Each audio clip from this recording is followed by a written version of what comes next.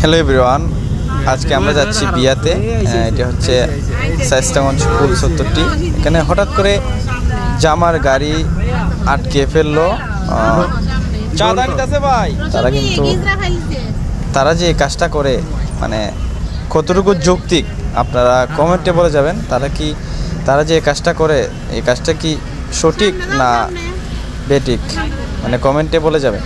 মানে দেখুন কিভাবে তারা গাড়ি আটকাইলো। মানে তারা ১-২ জন নয়, তাদের একটা গ্যাং আছে এখানে, প্রায় ৮-১০ জন।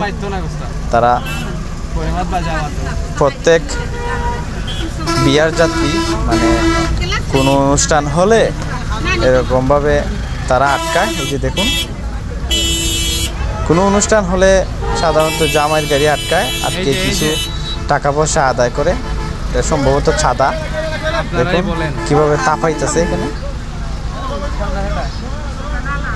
আমরা একটুর জন্য এই যে সামনে দেখুন আপনারা, সামনে দেখুন এই যে জামাইয়ের গাড়িটা আটকাইতেছে।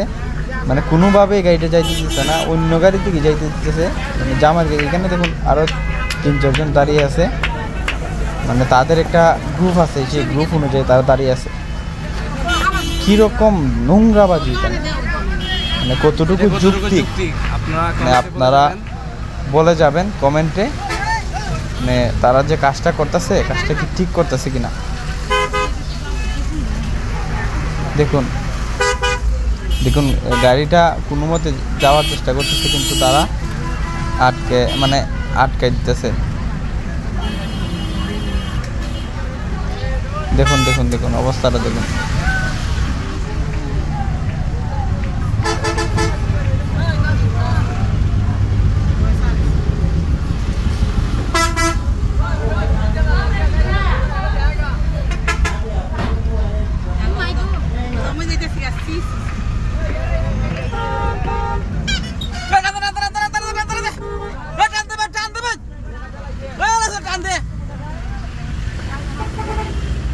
সি এরকম নোংরামি রাস্তাঘাটে।